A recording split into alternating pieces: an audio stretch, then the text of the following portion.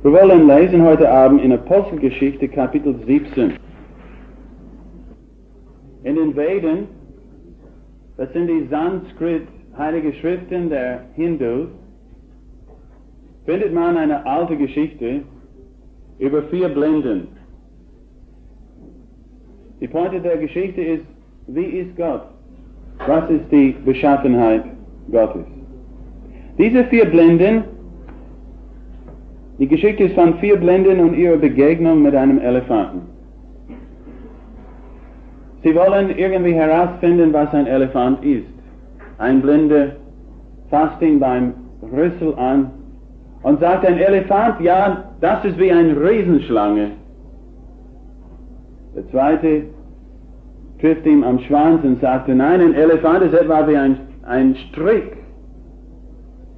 Der dritte gegen einen Bein und er sagte, nein, ein Elefant ist wie ein großer Palmenbaum.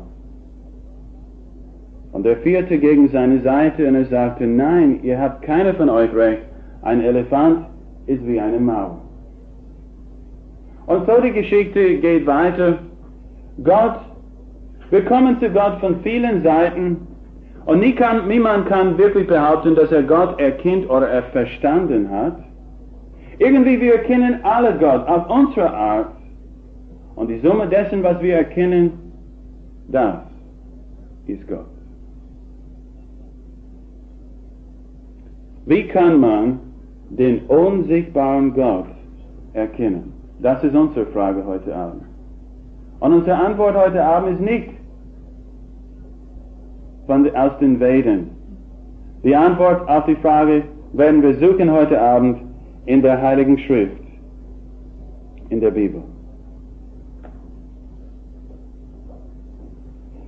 Apostelgeschichte Kapitel 17, ab Vers 18. Aber auch einige der epikureischen und stoischen Philosophen griffen Paulus an und einige sagten, was will wohl dieser Schwätzer sagen? Andere aber, er scheint ein Verkündiger fremder Götter zu sein, weil er das Evangelium von Jesus und der Auferstehung verkündigte. Und sie ergriffen ihn, führten ihn zum Areopag und sagten, können wir erfahren, was diese neue Lehre ist, von der du redest? Denn du bringst etwas Fremdes vor unseren Ohren. Wir möchten nun wissen, was das sein mag. Alle Athener aber und die Fremden, die sich da aufhielten, brachten die ihre Zeit um nichts anderem zu, als etwas Neues zu sagen und zu hören. Paulus aber stand mitten auf dem Areopag und sprach, Männer von Athen, ich sehe, dass ihr in jeder Beziehung den Göttern sehr ergeben seid, denn als ich umherging und eure Heiligtümer betrachtete, fand ich einen Altar, an dem die Aufschrift war, einem unbekannten Gott. Was ihr nun, ohne es zu kennen, verehrt, das verkündige ich euch. Der Gott, der die Welt gemacht hat und alles, was drinnen ist, der ist der Herr des Himmels und der Erde. Und er wohnt nicht in Tempeln, die mit Händen gemacht sind, noch wird er von Menschenhänden bedient, als wenn er noch etwas nötig hätte, da er selbst allen Leben und Odem und alles gibt. Er hat aus einem jede Nation der Menschen gemacht, auf dass sie auf dem ganzen Erdboden wohnen, indem er festgesetzte Zeiten und die Grenzen ihrer Wohnung bestimmt hat, dass sie Gott suchen, ob sie ihn wohl tasten, fühlen und finden möchten, obgleich er nicht fern von einem jeden von uns ist. Denn in ihm leben und weben und sind wir, wie auch einige eurer Dichter gesagt haben, denn wir sind auch sein Geschlecht. Da wir nun Gottes Geschlecht sind, sollen wir nicht meinen, dass das Göttliche dem Gold oder Silber oder Stein, einem Gebilde der Kunst oder der Erfindung des Menschen gleich sei. Nachdem nun Gott die Zeiten der Unwissenheit übersehen hat, gebietet er jetzt den Menschen, dass sie alle überall Buße tun sollen, weil er einen Tag gesetzt hat, an dem er den Erdkreis richten wird in Gerechtigkeit durch einen Mann, den er dazu bestimmt hat, und er hat allen dadurch den Beweis gegeben, dass er ihn auferweckt hat aus den Toten. Wie man einen Künstler an sein Werk erkennen kann, so offenbart Gott sich in seiner Schöpfung.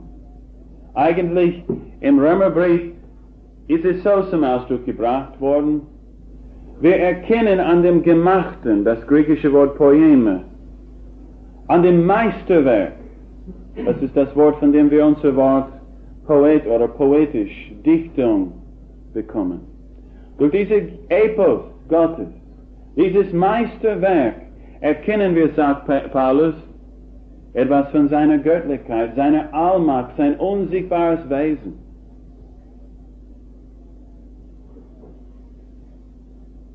Und hier die Athener, die Alten, beten Götter an.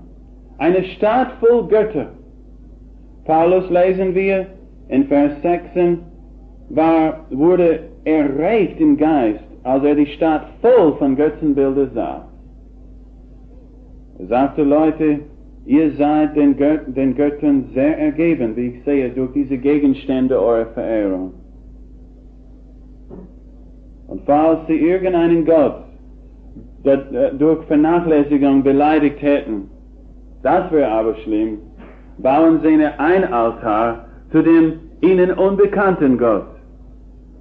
Dann ist die Geschichte erledigt.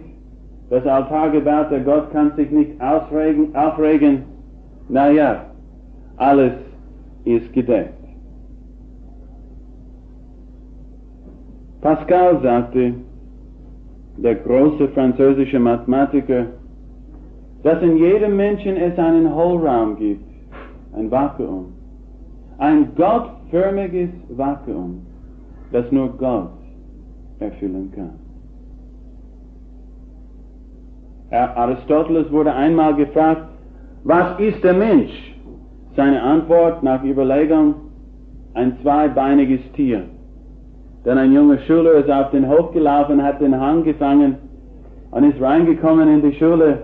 Er sagte: siehe da, der Mensch von Aristoteles. Naja, Aristoteles, der Kluge, musste wiederum nachdenken. Und dann sagte er etwas sehr weise: der Mensch ist ein religiöses Tier. Und das ist er. Das griechische Wort Mensch, Anthropos, der Hinaufschauende, das Wesen des Tierreiches, das hinaufschaut und sucht irgendeinen Sinn im Leben und Gott erkennen will, das ist der Mensch. Ein religiöses Tier. Untersuche alle Kulturen, du findest keine Kultur, wo die Menschen nicht religiös sind. So primitiv wie sie sein mögen, so hoch entwickelt. Der Mensch kann nicht leben ohne irgendeinen Gott. Der Mensch braucht etwas, was er vertrauen kann, jemanden, dem er vertrauen kann. Er braucht einen Sinn im Leben. Und die Tragödie der Menschheit ist, dass etwas, das häufig geehrt wird, ist nicht der Gott, der wirkliche Gott dieses Weltalls. In den Antiken ist es eine lustige Darstellung, irgendwie lustig und ironisch in den Propheten Jesaja im Alten Testament. Er redet zu den Alten und er sagt: schaut mal, ihr fällt einen Baum mit festem Holz, ihr schneidet ihn ihr schnitzt euch einen Gott. Dann stellt ihr euch euren Gott da auf dem offenen Kamin oben, das Werk eurer Hände, und dann werft ihr euch nieder vor eurem Gott, den ihr gemacht habt. Dann nehmt ihr den Rest von dem Baum und dann kocht ihr euer Mittagessen. Überlegt das mal, wie dumm das ist, sagt er. Die eine Hälfte benutzt ihr, um euer Mittagessen zu kochen, und die eine Hälfte Ihr fällt nieder vor eurem Gott und ihr betet ihn an.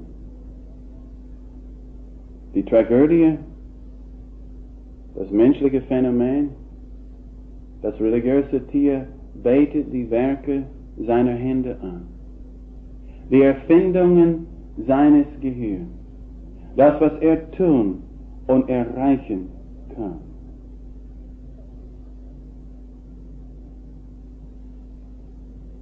Aber wenn wir reden heute, wir sind keine alte, unwissenschaftliche Alten, die glauben, wenn sie mit ihrem Kann ihr Haar kämen und wir sehen ein bisschen ein Funken in der Nacht, dass das ein Dämon ist. Das glauben wir nicht, oder? Wir glauben nicht an diese altmodische Götter, oder? Aber wir haben die Werke unserer Hände. Und der moderne Mensch, genau wie der alte, ist ein Götzendiener. Er dient und lebt für die Werke seiner Hände. Die Wissenschaft, wir sind sehr Wissenschaftler sind sehr clever. Sie sind sehr intelligente Menschen, die durch genaue Beobachtung und die Ausführung von Experimente gewisse Dinge erkennen und uns erklären können, etwas von der Beschaffenheit unserer Welt. Sie verstehen ein bisschen mehr und bekommen einen Preis dafür, $100.000 oder Kronen. Und sie haben unser Leben verbessert. Die Medizin, die Technik. Wir können schnell eine Reise machen, die früher Monate gedauert hat, in wenigen Stunden. Und viele Leute verlassen sich auf die Wissenschaft. Die Wissenschaft und Technik war die große Hoffnung vieler Menschen bis zu unserem Jahrzehnt. Aber die Wissenschaft und Technik hat nicht nur Fortschritte gemacht und mitgebracht. Technik macht uns zum Sklaven. Die Wissenschaft hat uns in das Atomzeitalter gebracht und mit diesem Zeitalter die Bombe. Und die Gefahr ist bald, dass wir ersticken unter unserem eigenen Müll wegen der Wissenschaft. Vertraust du der Wissenschaft? Ja, andere haben andere Werte, hohe Ideale, Liebe, Tapferkeit. Ja, die Alten hatten das auch. Sie haben diese Dinge vergöttert und zu Götzen gemacht. Aphrodite, die Göttin der Liebe. Und in ihrem Namen war alles erlaubt. Eine Frau verlässt ihren Mann. Na ja, was konnte ich machen? Aphrodite hat mich bewegt. Und irgendwie bekam ich Beben in meinem Leber. Und die Kinder, na ja, er wird sie versorgen.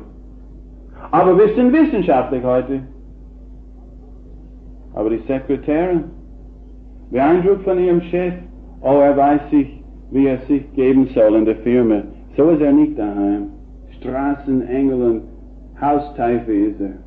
Aber da im Büro, ganz ein netter, gell? Sie begeistert von ihrem Chef. Ja, er verlässt seine Frau und 3 Kinder. Stell die Sekretärin heute im 20. Jahrhundert zur Rede und sehe, was sie sagt. Sie wird sagen, aber du verstehst mich nicht, ich liebe ihn. Sie hätte den Namen Aphrodite auch erwähnen können, denn das ist ihre Göttin, die Liebe. Hohe Ideale, wir fangen an mit voller Kraft und wir wollen irgendwie, wir haben unsere Ideale. Das Problem ist, dass wir sie nicht erreichen, selbst in unserem eigenen Leben. Und das, was wir hochhalten wollen, irgendwie, wenn wir ganz ehrlich sind mit uns selbst, so oft, zeigt, wie bankrott wir sind, gemessen an unsere eigenen moralischen Grundsätze.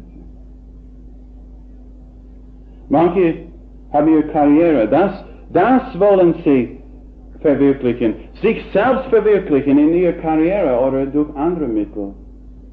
Selbstverwirklichung, liebe Zuhörer, ist Selbstvergöttung. Wenn du wirklich dich selbst als Mittelpunkt deines Lebens hast und dein Ziel ist, dich selbst zu verwirklichen, dann bist du der schlimmste der Götzendiener. Der moderne Mensch, Karriere, naja, mit 60 Jahren bekommt er unter Umständen eine goldene Uhr, eine Auszeichnung, eine Inserate in der Salzburger Nachrichten. Dann wird er bald vergessen.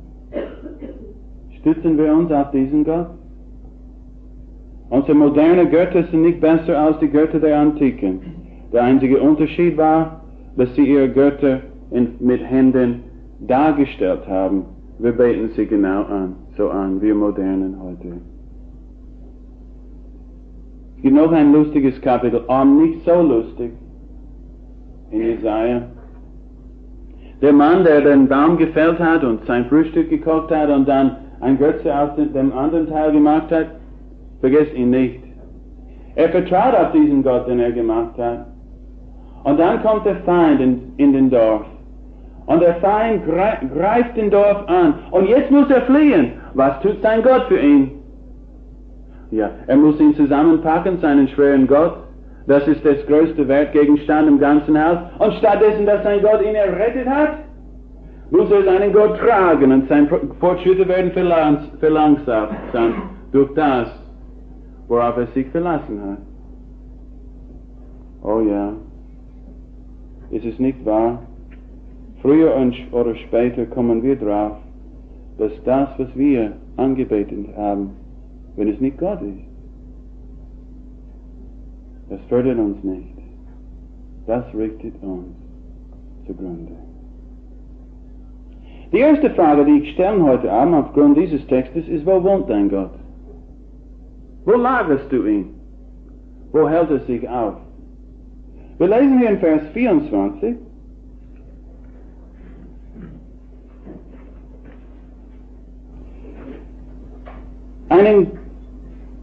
Was ihr nun, ohne es zu kennen, verehrt, das verkündige ich euch. Der Gott, der die Welt gemacht hat und alles, was darin ist, er ist der Herr des Himmels und der Erde und wohnt nicht in Tempeln, die mit Händen gemacht sind. Ein Mann hat das Evangelium gehört und vernommen im Gesprächen mit Freundinnen. Er hat die Bibel gelesen und war immer mehr überführt von der Botschaft, und eines Tages an seiner Arbeitsstelle ist ihm wirklich klar geworden, dass Jesus für ihn persönlich gestorben ist, und er hat sein Leben Jesus ausgeliefert und den Herrn als Herrn seines Lebens anerkannt. Er kam nach Hause so begeistert, er hat gesagt zu seiner Frau: Susi, stell dir doch vor, ich habe mich bekehrt. Ich habe Jesus in mein Herz aufgenommen und ich habe ewiges Leben. Und sie sagt: Das gibt's nicht, Sepp. Du kannst dich nicht bekehren in einer Fabrik. Das musst du tun in der Kirche.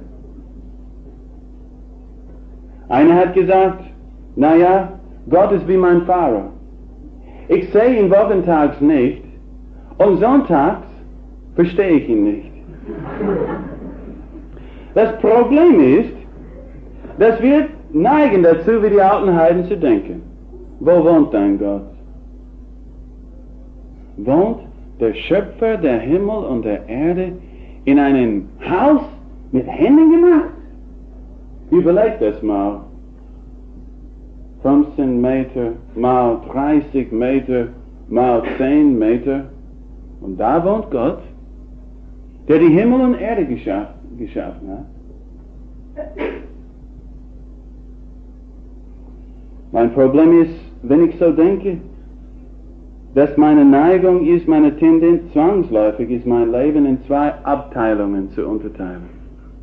Es gibt den heiligen Teil. Ich gehe in den Tempel oder in die Kirche und dort besuche ich Gott. Und während ich drin bin, rede ich mit Gott und Gott redet mit mir und ich fühle mich irgendwie besonders heilig. Da bin ich. Aber dann verlasse ich das Gebäude und verlasse zugleich in meiner Vorstellung Gottes Gegenwart. Der Rest der Woche lebe ich für mich. Oh, besondere Tage. Es gibt besondere Tage, wo ich mich besonders benehme. Wie letzten Mittwoch. Aber wie hast du benommen am Faschingsdienstag? Wo kommt dieses Denken her? Das, was am Dienstag in Ordnung ist am Mittwoch nicht in Ordnung. Kannst essen und saufen, was du willst am Dienstag, und dann kommt Mittwoch. Woher kommen diese Vorstellungen? Ist unser Leben tatsächlich in zwei Abteilungen unterteilt? Weil unsere Vorstellung ist, dass es besondere heilige Stätten gibt und andere Stätten gibt, wo wir uns mehr erlauben können? Woher kommen diese Vorstellungen von Gott? Nicht von der Bibel.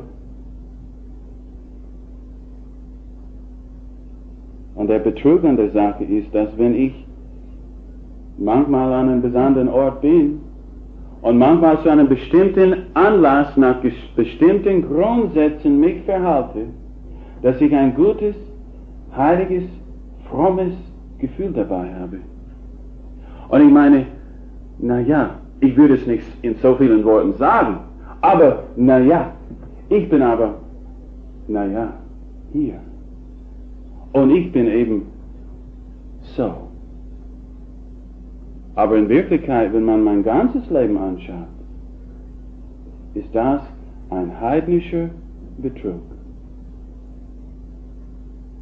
Der Herr des Himmels, er wohnt nicht in einem Tempel mit Händen gemacht, sagt der heilige Apostel Paulus, das steht in der Bibel übrigens. Er ist gegenwärtig überall. Oh, wie redet seine Schöpfung zu uns. Oh, wie tadelt sie uns wegen unseren falschen, verniedligenden Vorstellungen von Gott. Der Schöpfer der Himmel und der Erde. Unsere Galaxie, wie viele Galaxien gibt es? Die Physiker sagen, etwa 100 Milliarden Galaxien, schätzen manche.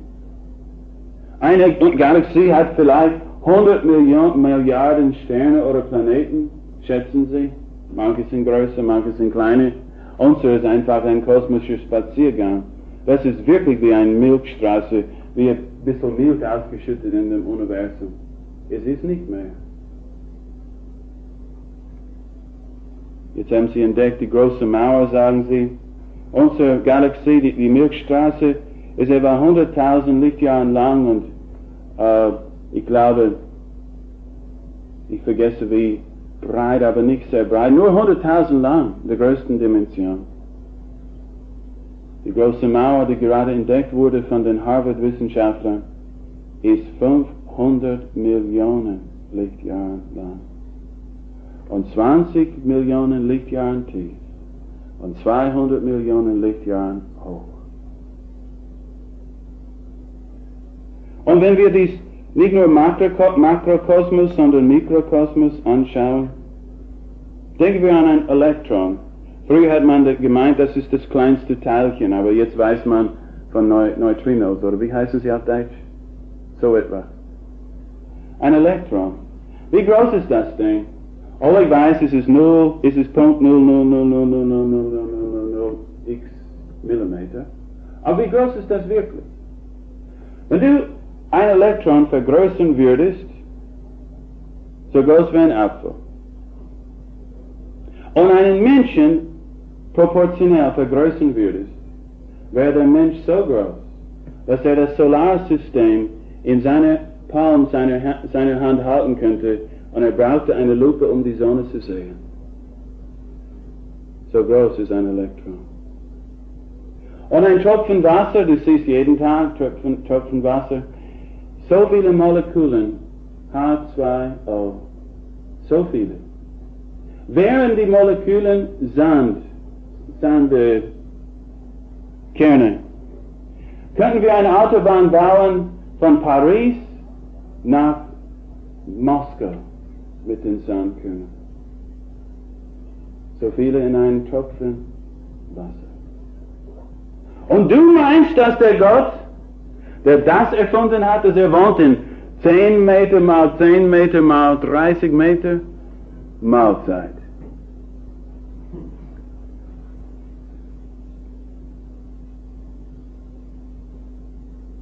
Nein, Gott, das ganze Universum ist zugleich in seinem Gegenwart. Er ist dort neben deinem Ellbogen. Er ist dir so nah. Und er möchte dich kennenlernen. Er möchte deine Freundschaft. Ist das nicht faszinierend? Gott, der vorläufig im Alten Testament eine Niederlassung im Tempel Gottes hatte. Jesus sagt, diese Zeit ist vorbei. Gott ist Geist. Und überall dort, wo man anbetet im Geist und in der Wahrheit, aufgrund seines Wortes, da ist Gott. Die Stunde ist gekommen und jetzt ist da, sagt Jesus, wo die wahrhaftigen Anbeter anbeten in Wahrheit und Geist. Und es gibt keinen heiligen Ort. Du kannst Gott heute Abend auch in diesem Ort begegnen. Wo will Gott wohnen? Nicht in einer Kapelle.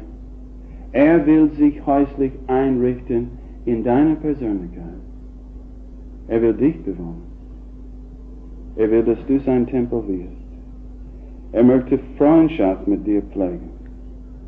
Aber ich habe eine andere Frage. Vers 24. Der Gott, der die Welt gemacht hat und alles, was darin ist, er, der Herr des Himmels und der Erde, wohnt nicht in Tempeln, die mit Händen gemacht sind, noch wird er von Menschenhänden bedient, als wenn er etwas nötig hätte. Wie teuer ist dein Gott? Wie viel musst du bringen? Überleg mal, der Gott, der so groß ist, wird er von Menschenhänden bedient, als ob er etwas nötig hätte? Was hat Gott nötig von mir? Kann ich Gott etwas geben, was er nicht hat? Wisst ihr, warum ich die Frage stelle? Weil sogar hier unter den Griechen war die Meinung, die durch die ganze Geschichte hindurch wie ein roter Faden läuft. Man meint, man muss Gottes Liebe und Gunst verdienen. Man muss etwas dafür bezahlen. Man muss etwas tun. Und auch kluge Menschen haben gewusst, diese Empfindung für sie ihre Privatzwecken auszunutzen. Wenn du etwas für Gott tun musst und du etwas spenden willst, wüsste ich einen guten Zweck, sagen sie, bevor sie ihren Kontonummer hergeben. Der Mensch meint, Gott irgendwie in seine Schuld ziehen zu können, dadurch, dass er sich irgendwie benimmt oder irgendwas gibt oder tut. Aber Gott hat das Werk deiner Hände nicht nötig. Und so werden wir nicht gerettet. Alle Religionen außer biblischem Christentum haben diesen Grundsatz ihm gemeinsam. Du musst was tun, du musst was leisten, du musst es verdienen oder bezahlen mit deinen guten Werken. Aber was sagt die Schöpfung, sagt Paulus? Überlegt, Griechen, ihr wisst nicht von der Bibel, ihr wisst nichts von Jesus, aber überlegt, was ihr selber wissen könnt von eurem Leben. Hat Gott das nötig? Er sagte, er wird nicht von Menschenhänden bedient, als wenn er noch etwas nötig hätte, denn er selbst allen Leben und Odem und alles gibt. Paulus predigt das Evangelium hier für Heiden. Gott ist nicht ein Gott, der dich ausnutzen will. Er schaut nicht auf dein Sparkassenkonto. Er schaut nicht in deinen Hosensack, dein Geldbeutel. Wie viel hat er jetzt mit? Gott ist der Gott, der alles Leben und Odem und alles gibt. Selbst das Atem in deiner Lunge jetzt ist eine Gabe von Gott. Er ist nicht darauf aus, uns auszunutzen. Nein, nein. Seine Sonne scheint auf die Gerechten und auf die Ungerechten. Er schickt Regen auf die Felder von undankbaren Leuten. Gott ist der Gott, der alles gibt. Und so viel könnte man von der Schöpfung sagen. Vers 26. Und er hat aus einem jede Nation der Menschen gemacht. dass sie auf dem ganzen Erdboden wohnen, indem festgesetzte Zeiten und die Grenzen ihrer Wohnung bestimmt hat, dass sie Gott suchen, ob sie ihn wohl tastend fühlen und finden möchten, obgleich nicht fern ist von jedem von uns. Paulus redete zu Stoikern. Diese Philosophen meinten, dass irgendwie, wenn es einen Gott gibt, und das leugnen sie nicht, sie waren die uralte Agnostiker, das wissen wir nicht, das kann man nicht wissen. Aber irgendwie, wenn Gott die Welt geschaffen hat, hat er es so geschaffen nach Grundsätzen und dann hat er die Welt verlassen und sich selbst überlassen. Und alles ist durch Schicksal und durch das ganze Mechanismus bestimmt, glaubte der Stoiker. Ja, sagt Paulus, Bestimmung gibt es. Gott hat möglichst günstige Umstände in diese Welt gebracht, auf dass du Gott suchst. Er ist so nah. Er will dich haben. Such ihn. Dann hat er ein Wort für die Epikureer, die glaubten an keine Auferstehung, an kein Leben nach dem Tod.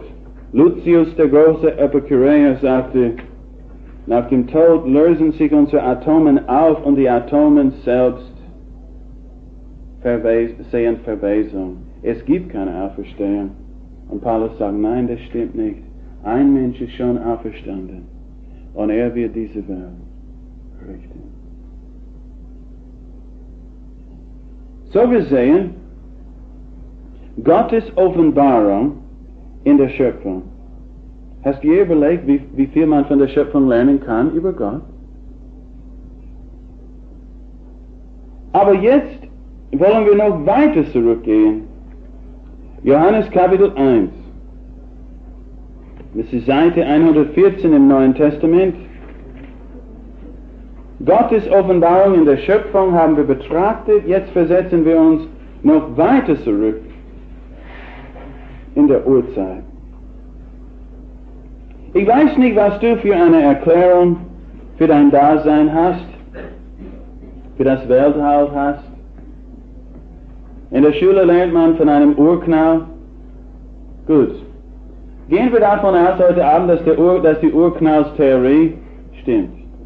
Und gehen wir weit, weit zurück. Versetzen wir uns so weit zurück, gemäß manchen Physikern, 15 Milliarden Jahre zurück. Weiter zurück zur Geburt des Weltalls.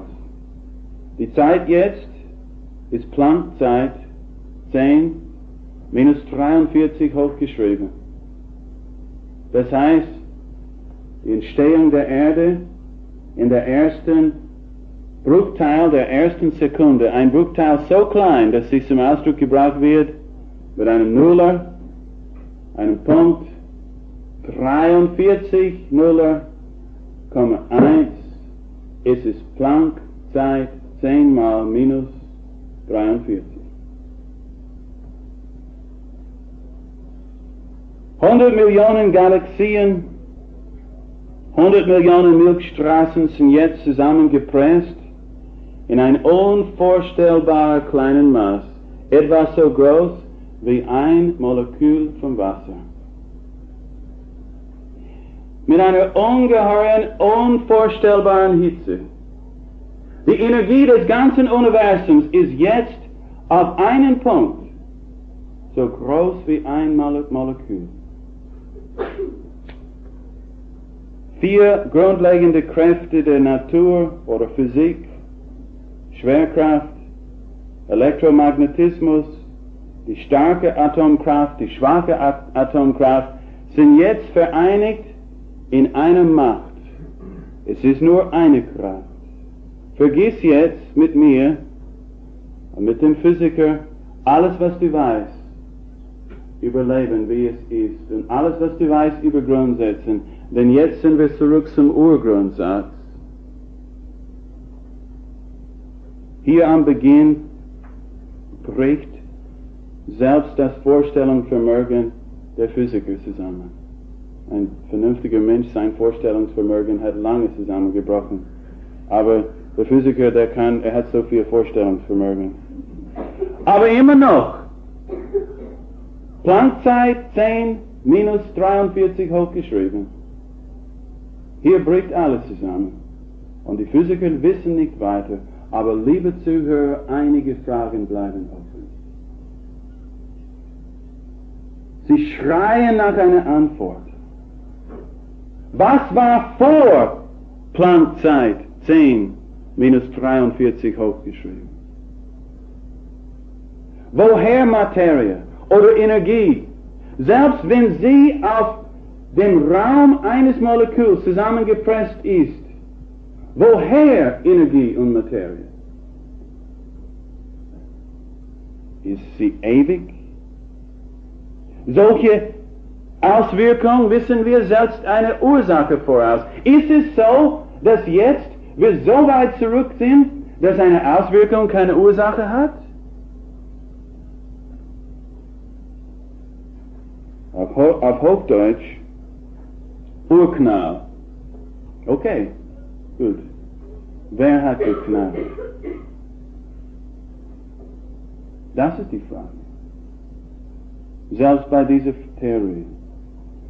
Vor 2500 Jahren redete Plato von den vielen unlösbaren Problemen unseres Weltalls. Unlösbaren Rätseln unseres Weltalls. Heute reden wir von Problemen. Damals suchten sie nach dem Sinn des Lebens, jetzt wollen wir nur überleben. Ja, nach den unlösbaren Rätseln des Weltalls. Dann sagte er nachdenklich, wir müssen auf ein Logos, auf ein Wort von Gott hoffen.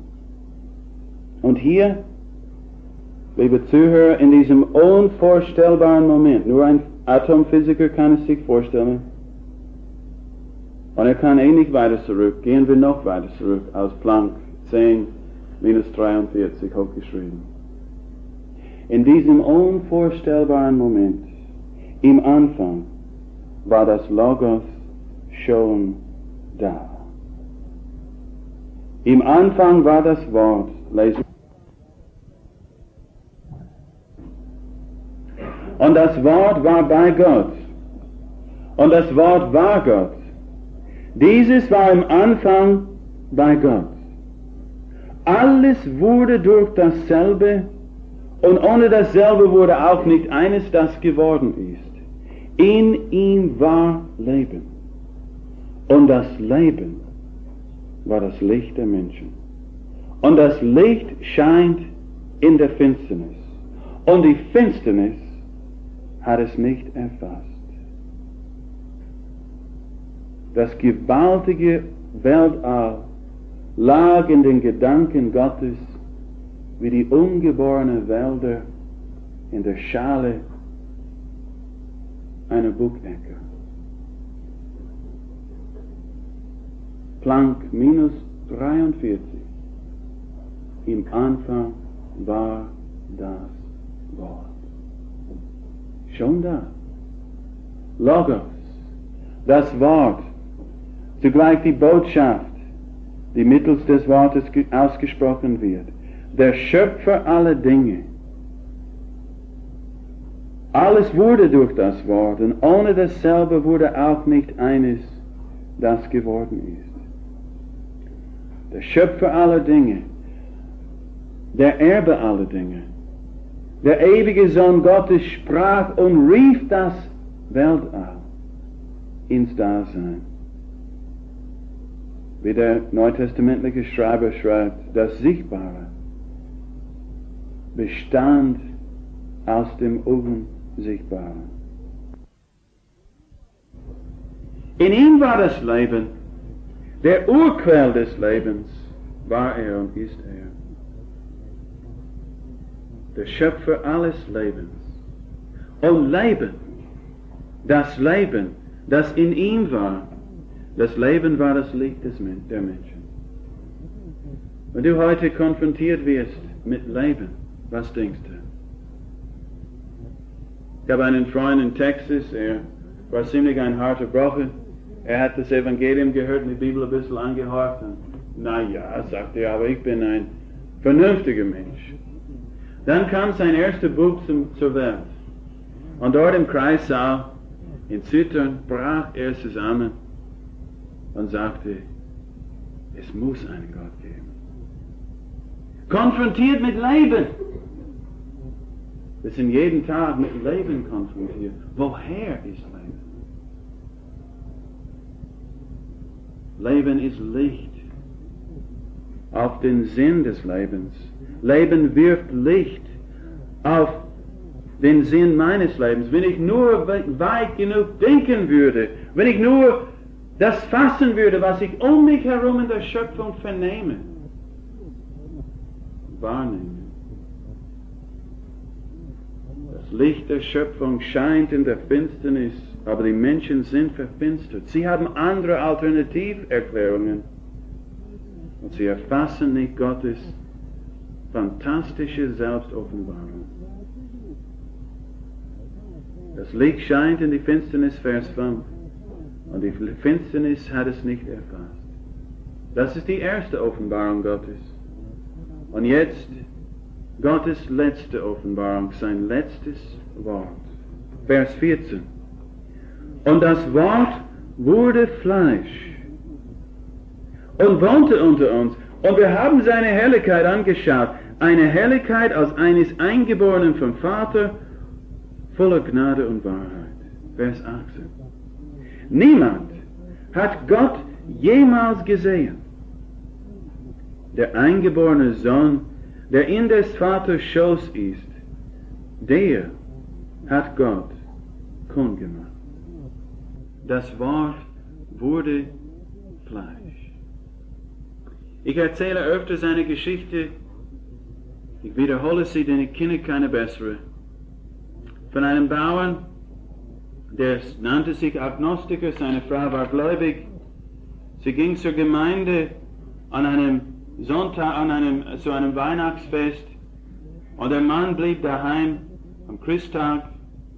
Er hat ein paar böse Bemerkungen für seine Frau gehabt, ein bisschen Abschiedsgruß für sie, als sie gegangen ist zur Gemeinde.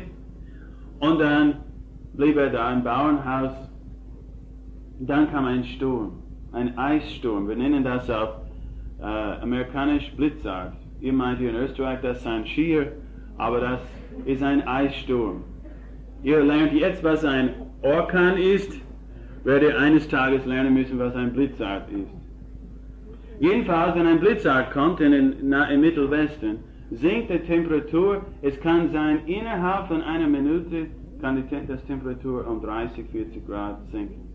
Das habe ich erlebt, als ein Sturm gekommen ist. Ich war unterwegs zur Arbeit und ich habe es fast nicht geschafft, vom Parkplatz etwa 20 Meter vom Krankenhaus entfernt in die Tür des Krankenhauses. Ich war in meiner Laborjacke und bereit in die Arbeit zu gehen, und auf einmal war ich von dem Ding erfasst und ich konnte nichts sehen, ich bin fast herumgeirrt, ich habe es fast nicht erreicht. Ein Blitzart kam. Und er sah Vögel auf dem Hof, sie flatterten herum und konnten nicht mehr fliegen. Er hat gedacht, er möchte seine Vögel erretten, so er hat seinen Mantel angezogen, ist auf den Hof gelaufen und versuchte sie in den offenen Stall, er hat die Tür geöffnet, in den offenen Stall hineinzutreiben. Er meinte, wenn ich sie nur hineintreiben kann, da ist Wärme, da ist Futter, sie werden es überleben.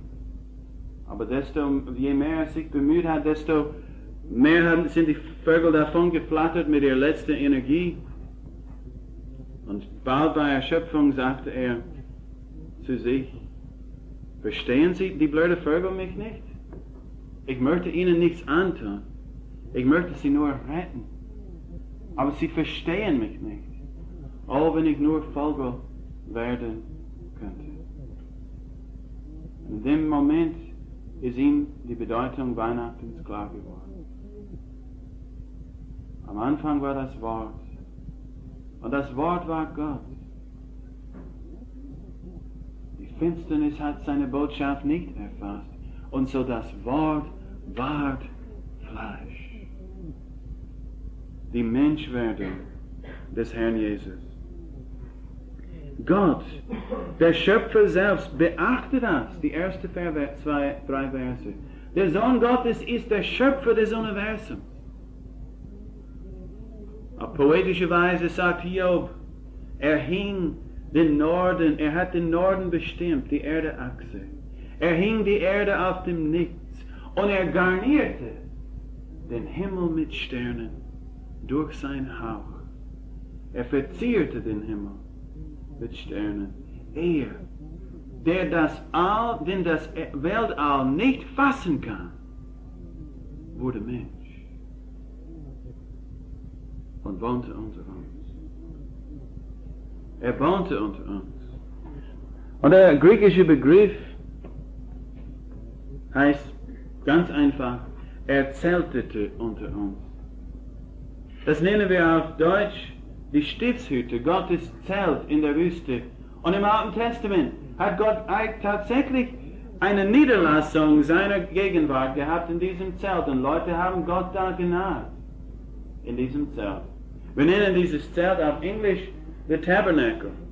Man übersetzt in der englischen Bibel, er tabernakelte unter uns. Wisst ihr, ihr wisst von einem kleinen Ort heißt Tabernakel, wo er wohnen soll. Aber Gott wohnte unter uns. In dem wirklichen Menschen, in dem Körper Jesu Christi.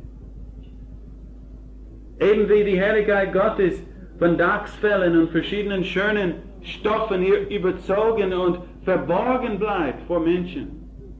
Gottes Herrlichkeit in einem Menschen, in einem wirklichen Menschen.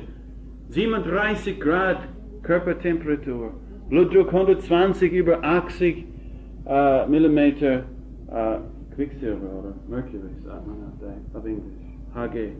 Jedenfalls, ein wirklicher Mensch, der wirkliche Gott. Jesus Christus war und ist so sehr göttlich, als ob er nicht menschlich wäre. Und so sehr menschlich, ein wirklicher Mensch, als ob er nicht göttlich wäre. Er ist Gott und Mensch zugleich. Wie Paulus schreibt, groß ist das Geheimnis der Gottseligkeit. Gott wurde geoffenbart im Fleische. Wie kann ich den unsichtbaren Gott erkennen, ist unser Thema. Dieser unfassbare Gott, das Wort Gottes. Das Weltall kann ihn nicht fassen. Wie kannst du ihn erkennen? Er wurde Mensch. Vers 18, niemand hat Gott jemals gesehen. Der eingeborene Sohn, der in des Vaters Schoß ist, hat ihn kundgemacht. Selbst der heilige Mose durfte nur den Nachglanz von den hinteren Teilen, das ist ein lustiger Ausdruck, im 2. Buch Mose, oder 4. Buch Mose, nein, 2. Buch Mose, den Nachglanz von den hinteren Teilen Gottes sehen. Denn Gott sagte, wenn dich meine Herrlichkeit offenbaren würde, es würde dich verzehren an der Stelle. Ein sündhaftiger Mensch kann Gott nicht sehen. Es würde ihn seine Existenz kosten. Er wäre verzehrt von seiner Heiligkeit. Selbst bei den Menschenkindern ist es nicht leicht, eine hohe Persönlichkeit kennenzulernen. Wenn du Mikhail Gorbatschow kennenlernen willst, würdest du gerne ihn kennenlernen? Ich zumindest. Das würde mich faszinieren, einen Nachmittag mit Mikhail Gorbatschow. Ich hätte ihn schon auch etwas zu sagen. Aber ich würde gerne so eine Person kennenlernen. Wie stelle ich das jetzt an? Ich schaue im Telefonbuch in Moskau Gorbatschow. Huh? Wisst ihr seine Nummer? Oh, wir rufen an und sie werden uns verbinden. Ja, das ist der Fred. Na, du kennst, aber ich möchte mit Gorbi reden. Kommst du an Gorbi? Ich schreibe ihm eine Karte. Gorbi, Kreml. Wie kommst du an den Mann überhaupt ran? Bei Persönlichkeiten. Sie müssen sich erkennen lassen. Sie müssen sich offenbaren. Du lernst Gorbatschow einfach nicht kennen. Es sei denn, dass du eingeladen bist. Und selbst bei dir oder bei mir, ich bin keine hohe Persönlichkeit, du vielleicht. Aber selbst bei mir Wie geht's dir, Fred? Danke. Und du möchtest mich kennenlernen. Aber wenn ich nicht mich lernen lassen will, du lernst mich auch nicht kennen. Selbst ich, eine kleine Persönlichkeit, muss mich dir offenbaren. Gott ist nicht Physik oder Chemie oder irgendein Molekül oder irgendeine Substanz. Gott ist eine Persönlichkeit. Und niemand hat ihn jemals gesehen und er passt in keinem Reagenzglas. Er muss sich offenbaren. Und sein Schoßkind, der Sohn Gottes, der im Schoße des Vaters ist, hat diesen allmächtigen, allwissenden, allgegenwärtigen Gott kundgetan.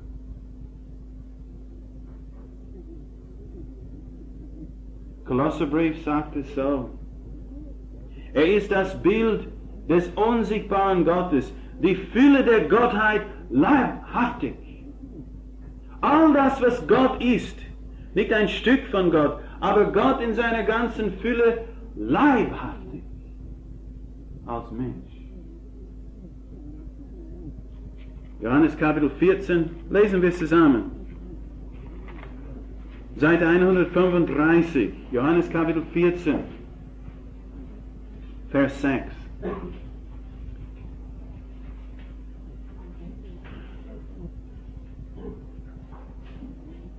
Jesus spricht zu ihm, ich bin der Weg und die Wahrheit und das Leben. Niemand kommt zum Vater als nur durch mich.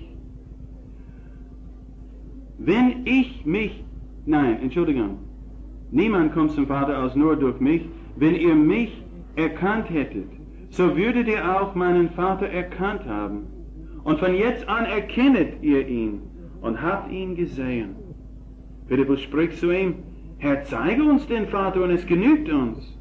Jesus spricht zu ihm, so lange Zeit bin ich bei euch und du hast mich nicht erkannt, Philippus? Wer mich gesehen hat, hat den Vater gesehen. Wie sagst du, zeig uns den Vater? Was für ein Schock wird das gewesen sein? Dort am Tisch, in ganz normaler Bekleidung, er hat gerade die Füße der Jünger gewaschen. Das Zimmer war voll von stolzen Jüngern und stinkenden Füßen und Jesus hat sich ausgezogen und Jesus hat sich umgürtet mit einem leinenen Tuch. Und ihr wisst, was ein leinenes Tuch ist? Das ist das Symbol bis den heutigen Tagen von einem Diener. Und umgürtet wie ein Sklave, Freunde, in einem leinenen Tuch. Dieser Mann bückte sich nieder, um die Füße von diesen Menschen samt Judas Iskariot zu waschen. Und dann nahm er Platz bei dem Tisch.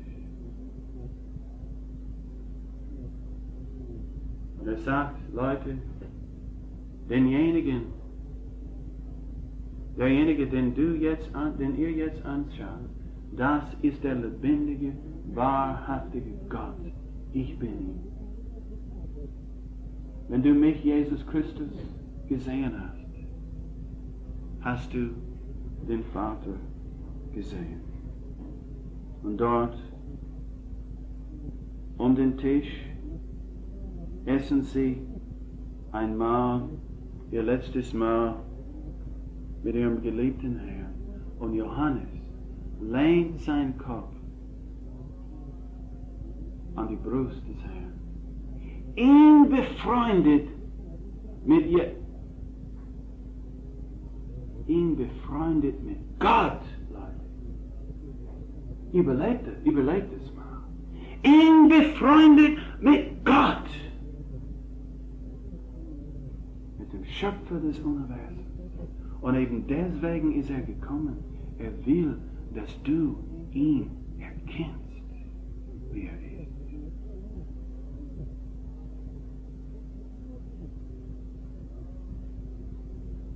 Seine Freundschaft bietet er dir an in Jesus Christus. Judas hat es seine Freundschaft angeboten. Und hier bei dem letzten Mal nimmt Jesus ein Stück Brot, wickelt ein Stück Lammfleisch ein in das Brot, taucht es in die Säfte des Gerichtes und als morgenländische Gäste der Freundschaft bietet er Judas seine Freundschaft an, in dem Bissen. Judas hat Brot gegessen und profitiert von seinem Umgang mit Jesus Christus. Und jetzt ein letztes Mal sagt Jesus, hier Judas, willst du meine Freundschaft? Und Judas nahm die Gäste seiner Freundschaft und sagte Jesus, er hat nur einen Fußtritt für mich übrig.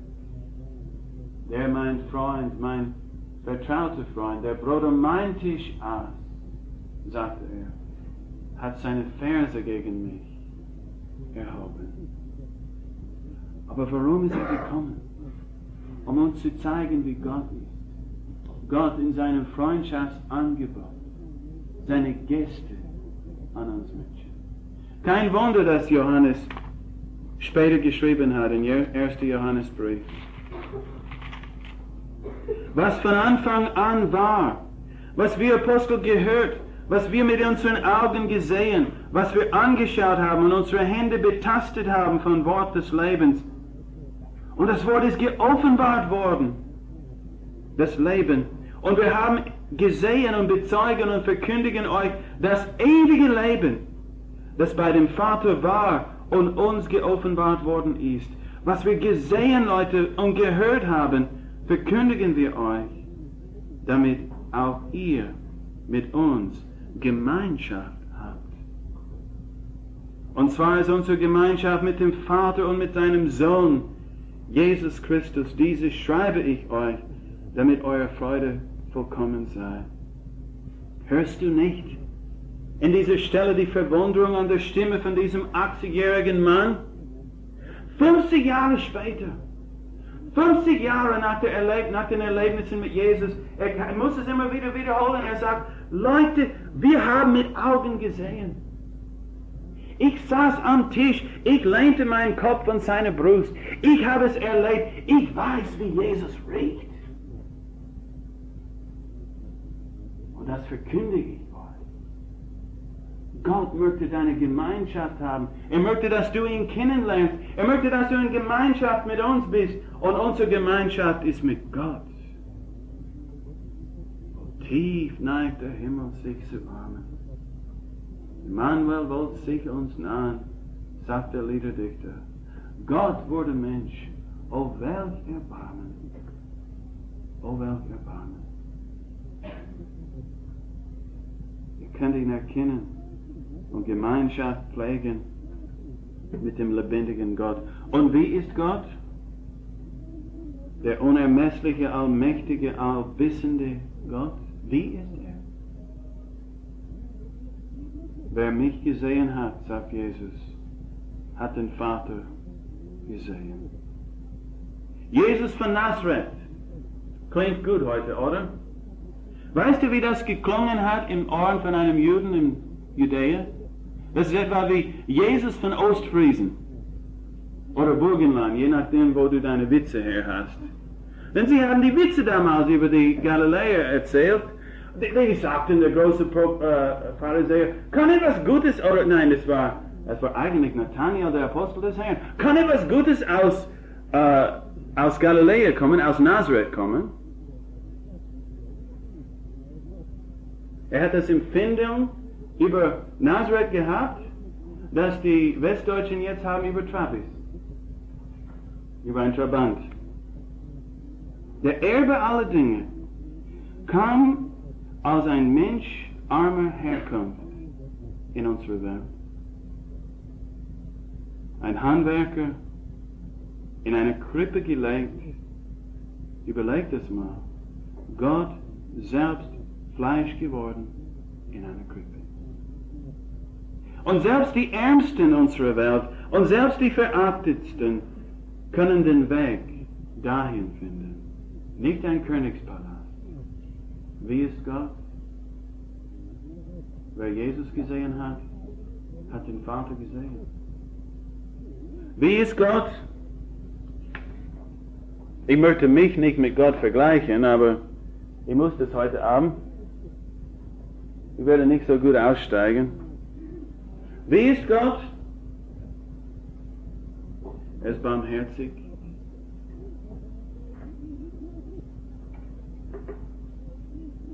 Unser Herr Jesus konfrontiert mit Schwachheit und Gebrechen. Liebe ist übrigens, oder Barmherzigkeit ist übrigens Liebe für ein schwaches Objekt. Das ist Barmherzigkeit. Konfrontiert mit einem Aussätzigen. Er sah den Aussätzigen, sagt die Schrift, und der Aussätzige sagt, wenn du willst, kannst du mich heilen. Und die Bibel sagt, Jesus war innerlich bewegt.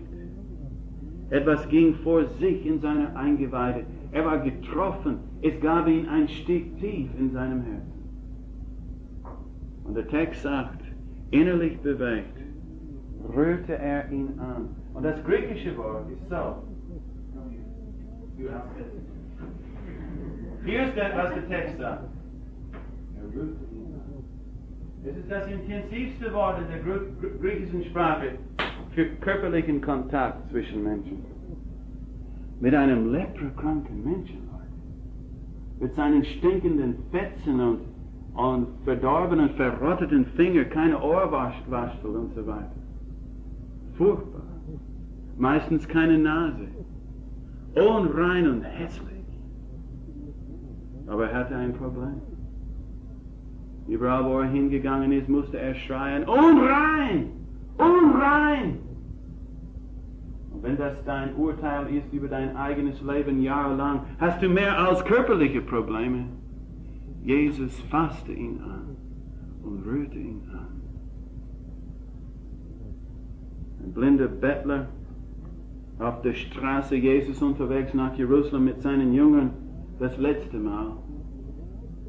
Und sie meinen, jetzt kommt er an die Markt, jetzt hat er Termine mit Kaiphas und Hannes, jetzt wird es losgehen in Jerusalem. Die Leute in der Meinung, kommt der König und jetzt wird es losgehen in Jerusalem. Und er geht durch Jericho. Ein blinder Bettler in seinen Fetzen hat mehr Durchblick selbst als die Heilige 12.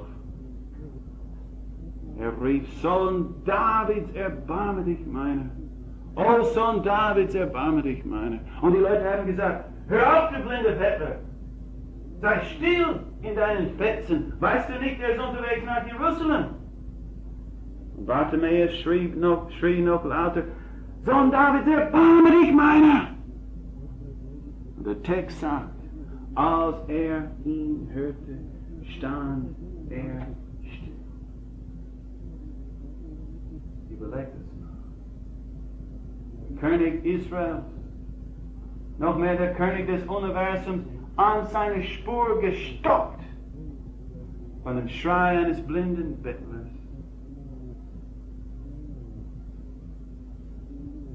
Er kam zu ihm. Er sagt, was willst du, Junge? Er sagt, ich will sehen. Er sagt, hier ist deine Sicht. Und er wird wirklich enttäuscht gewesen sein, oder? Jetzt kann er sehen. Jetzt als Erste wird er den König Israels sehen. Wo ist deine Krone? Und ein königliches Gewand und ein Mercedes, wo? Das muss enttäuschend gewesen sein. Und schweißgebadete, müde, staubige Jude unterwegs nach Jerusalem zu sterben für uns.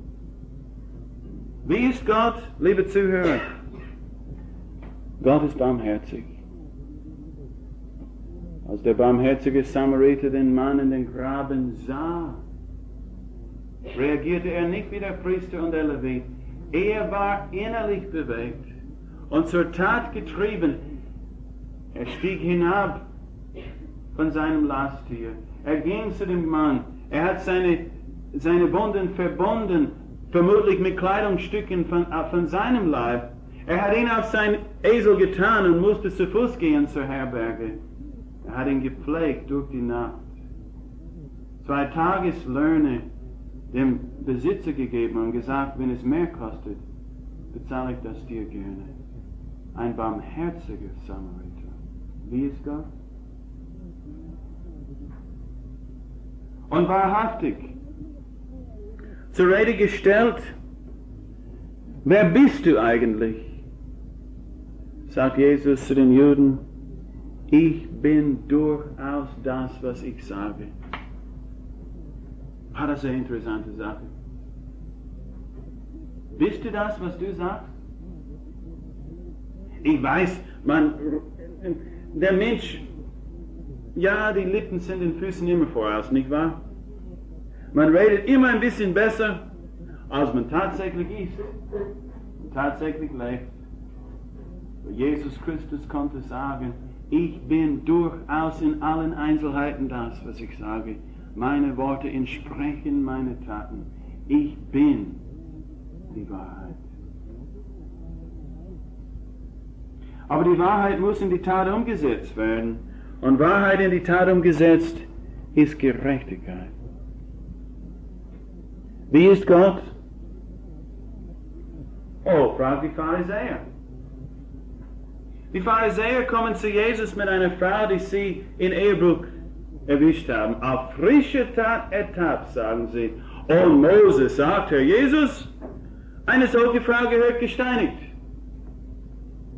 Was sagst du? Bist du gerecht? Willst du Gerechtigkeit hier ausführen? Bist du für Rechtschaffenheit und Ordnung? Wie ist Gott? Mose hat gesagt, dass sowohl der ehebrecherische Mann als auch die Frau gesteinigt gehören. Nicht nur die Frau. Aber Leute, ihr wisst, und hört sehr genau zu, Manneleid, ihr wisst, wie die Manneleid sind. Ein Mann macht einen Fehler beim Fahren und er fährt durch die rote Ampel, weißt du, als ob er nichts sieht, und du kannst auf die Hupe steigen und er sieht nichts, gell? Aber eine Frau macht einen Fehler beim Fahren, das ist eh klar, Manneleid. Zu die Manneleid kommen, wir haben sie erwischt, Herr.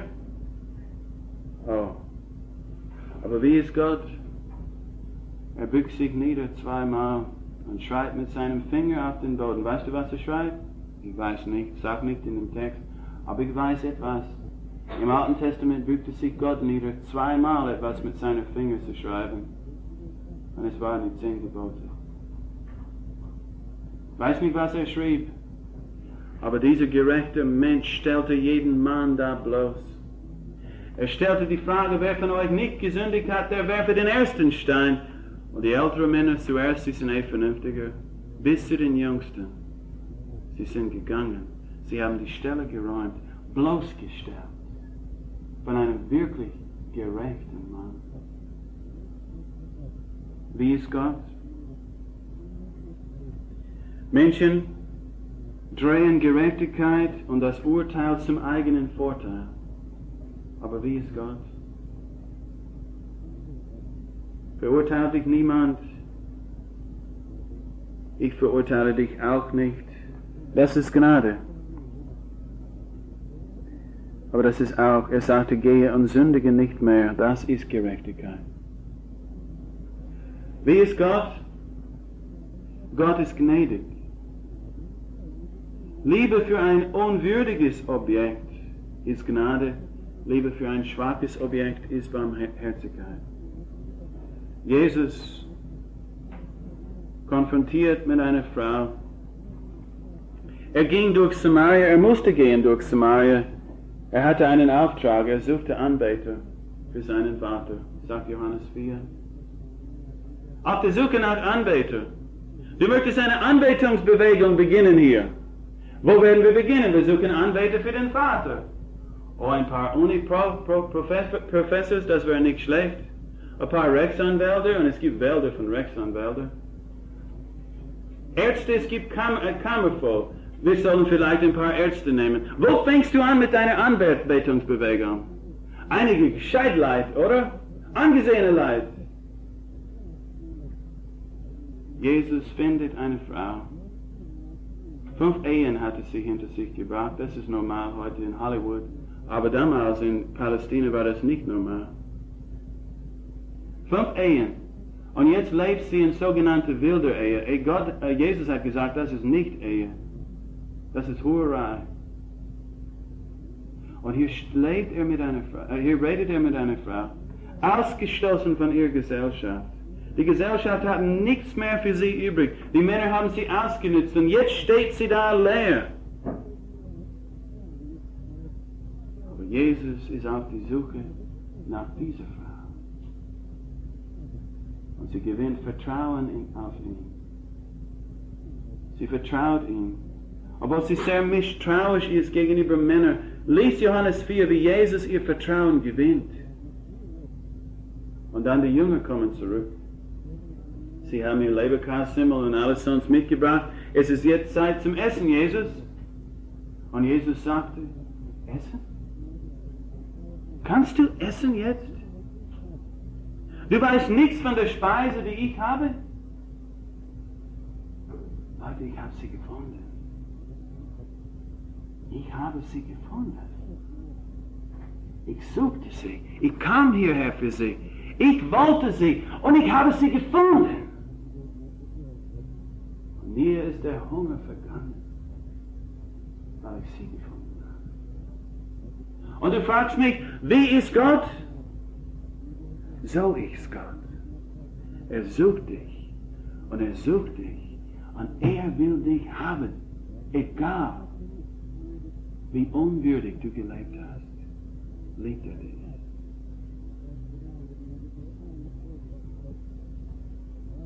Ja, Jesus war verspottet von der religiösen Behörde. Sie nannten ihn, es war ein Spottruf, er ist ein Freund der Sünder. Ein Freund der Sünder, das ist furchtbar, oder? Ja, er war wirklich ein Freund der Sünder. Er hatte Zeit für jeden. Wurscht, wie verachtet er war. Aber sehe nicht nur die eine Seite. Die Bibel sagt, Jesus war heilig, sündlos, unbefleckt, abgesondert von Sündern. Wie ist Gott? Gott ist heilig. Das ist wahrscheinlich der Grund, warum manche Anwesenden hier heute Abend Probleme haben mit Gott und mit Jesus. Naja, ich gehe heute Abend aber eigentlich. Warum hast du Probleme mit Gott? Weil du weißt, tief in deinem Herzen es nicht stimmt, wie du lebst. Und wenn du hörst von einem Gott, der heilig ist, und er hasst Sünde, und er wird Sünde richten, von diesem Gott willst du nicht wissen. Heiligung. Man hat manchmal hier falsche Vorstellungen. Man denkt an einen, der da sitzt, geistesabwesend irgendwie. Er schaut 45 Grad hinauf, hat einen goldenen Essteller hinter seinem Kopf, Augen ein bisschen zurückgerollt in seinen Kopf, gell? Und das ist heilig. Forget it. Das ist nicht heilig. Das ist verworrene, religiöse, verzerrte Kunst. Heilig heißt absolute Reinheit, moralische Vollkommenheit, vorsätzliche Trennung in meinem Lebensstil von all dem, was moralisch unrichtig ist. Reinheit. Wie ist Gott? Beobachte Jesus Christus im Umgang mit religiösen Häufern. Zornig. Hast du gewusst, Gott kann zornig werden? Ja, er kann zornig werden, wenn religiöse Menschen fordern Gehorsam von anderen Menschen und machen ihren Himmeleingang davon abhängig, ob sie ihre Grundsätze entsprechen und selber die Führer entsprechen die Grundsätze nicht. Sind Betrüger und Heuchler. Was ist Heiligkeit? Schau Jesus mit seiner Peitsche, selbstgebastelte Peitsche im Tempel. Und wie er radikal umgeht mit Menschen, die Geschäfte machen als Religion, mit Menschen, die die Heiligkeit Gottes verzehren. Ich weiß nicht, wie du das empfindest, aber im Vergleich hier schneide ich nicht übermäßig gut ab, aber wir wollen hier enden heute Abend. Wie ist Gott? Der Herr Jesus verkörperte Gottes Liebe. Es gibt ein ganz interessantes Buch, es heißt Von Pearl Harbor zu Golgatha. von Kommandant Mitzo Fuchida. Er war der Offizier, der im ersten Flugzeug war. Er führte den Angriff und war der Kommandeur des Luftangriffes an die amerikanische Flotte in Pearl Harbor. Er war sehr begeistert nach diesem großen Sieg und dann im Anfang in den frühen Stadien des Weltkrieges war Sieg nach Sieg für die Japaner. Er meinte, sie würden die ganze Welt erobern, aber dann kam Coral Sea, the Battle of Midway, die Versenkung des Flugzeugträgers. Und schließlich wurde dieser Mensch ein sehr verbitterter Krieger. Und schließlich, als die Japaner den Krieg verloren haben, war ein sehr verbitterter Mann. Und er wollte die Siegesmacht Amerika einen auswischen. Er wollte Amerika vor dem Gericht nehmen wegen der Misshandlung der japanischen Kriegsgefangenen. Er hat Hunderten von Interviews gemacht mit ehemaligen Kriegsgefangenen und immer wieder ist er auf eine Einzelheit gestoßen. Immer wieder haben japanische Kriegsgefangene erzählt von einer jungen Amerikanerin an den Philippinen, die sie täglich besucht haben. Sie hat Gebet gebracht und etwas und alle möglichen gute Sachen gebracht. Und sie hat immer wieder geredet von der Liebe Gottes in Jesus. Sie hat erzählt von ihren Eltern, Missionaren auf den Philippinen, die von den Japanern festgenommen wurden und hingerichtet wurden. Und sie sagte aber, bevor ihre Eltern getötet wurden von den Henkern, dass sie eine letzte Bitte hatten, dass sie eine kurze Zeit, eine halbe Stunde des Gebetes, dem Gebet widmen könnten. Und sie sagte, dass das Gebet ihrer Eltern hat ihr Leben verändert und dass sie Liebe empfindet für Japaner und deswegen war sie da. Und überall, wo Mitzo Fuchida mit den Leuten geredet hat, ist er immer wieder auf diese Geschichte gekommen.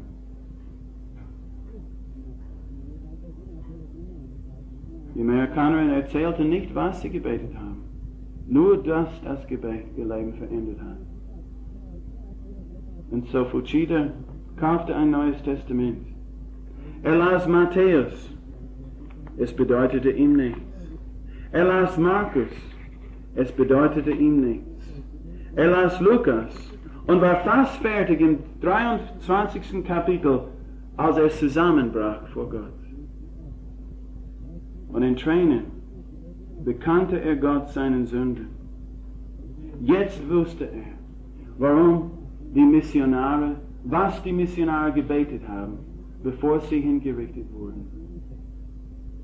Vater, vergib ihnen, sie wissen nicht, was sie tun. Überwältigt von der Liebe Jesu in diesem Ehepaar, das er nur durch Erzählung gekannt hat, überwältigt von der Liebe Gottes in Jesus. Liebe Zuhörer, wo ist ein Ort auf dieser Erde oder im ganzen Weltall, wo man deutlicher sieht, wer Gott ist, als auf dem Kreuz, wo Jesus deine und meine Schuld trug. Jesus, der Gerechte, schreibt Petrus, starb geheftet am Kreuz für die Ungerechten, auf dass er sie zu Gott führe. Er ist verkörperte Liebe. Gott hat die Welt so geliebt, dass er seinen eingeborenen Sohn gab. Und was entdecke ich immer wieder bei mir? Egoismus, Eigennutz. Jesus, barmherzig. Bist du so barmherzig? Jesus, Treue und unsere Untreue. Dort am Kreuz, wo Gott Jesus beladen hat mit der Schuld unserer Sünde, dort sieht man, wie Gott ist. Wisst ihr, Gott hasst meine Sünde. Er muss Sünde hassen. Hebräerbrief sagt über Jesus, Gerechtigkeit hast du geliebt und Gesetzlosigkeit hast du gehasst. Ich bin drauf gekommen in meinem Leben, es ist unmöglich zu lieben, ohne zu hassen. Wirkliche Liebe setzt Hass voraus. Irgendwie. Ich weiß, das klingt irgendwie paradox. Aber überlegt mal, wenn meine Tochter, sie ist 15, ich meine es sehr schön, aber ich bin natürlich nicht, unparteiisch in der Sache. Vorzugsschülerin im Gymnasium, sehr lieb und hilfreich. Irgendwie eine Freude für unsere ganze Familie. Nehmen wir an, ein Schüler oder irgendjemand, den sie kennt, verspricht sie Liebe, ihr Liebe, und nützt sie aus. Und schließlich aus ihr Liebe für diese Person, sie lässt sich verwickeln in Drogen und schließlich verkauft ihren Körper, prostituiert sich selbst, um ihre Drogenabhängigkeit zu unterstützen. Und alles kommt diesem jungen Mann zugute. Und eines Tages bekomme ich den Anruf von der Polizei, dass meine Tochter, sagt der Polizist, ja, Ihre Tochter, es ist meine undankbare Aufgabe, Ihnen zu sagen, haben wir gefunden am Bahnhof in Linz. Und sie ist tot. Sie hat sich den goldenen Schuss gegeben. Und jetzt möchte ich Sie fragen, oder dich fragen, kann ich meine Tochter lieben, ohne das Milieu zu hassen, das sie zerstört hat? Kann ich Jennifer lieben und zugleich tolerant sein gegenüber Drogen? Kann ich Jennifer lieben und nicht verabscheuen Prostitution? Und dieses Phänomen, dass ein Mensch redet über Liebe und braucht und missbraucht einen Menschen? All das, was in mir Liebe bedeutet für meine Tochter, verabscheut das, was sie zerstört. Und so ist es mit Gott. Er ist sehr untolerant. Er hasst meine Sünde und er hasst deine Sünde. Meine Sünden und deine sind so arg, dass Gott sich abwenden muss von uns in diesem Zustand. Aber Gottes Liebe ist so groß, dass er unsere Schuld auf Jesus beladen hat. Jesus ist gestorben stellvertretend für meine Schuld. So sehr liebt mich Gott. Und überleg das mal. Alles das, was heilig und gerecht und wahr und treu war in Jesus, verabscheute das, was er erleben musste. Gott ist so radikal in seiner Liebe, dass er seinen kostbarsten, seinen geliebten Sohn hingegeben hat für dich und für mich. Wie können wir den unsichtbaren Gott erkennen? Gott in allen seinen Eigenschaften ist vollkommen kundgetan in Jesus Christus. Und ich habe eine Bitte an dich. Wir haben euch eine Bibel geschenkt. Viele, und ich hoffe, alle nehmen eine Bibel mit. Das ist wirklich ein Geschenk und eine Freude, sowas weiterzugeben. Keine Hintergedanken sind da, indem wir diese Bibel geschenkt haben. Wir wollen einfach, dass jeder eine Bibel hat und beginnt drinnen zu lesen.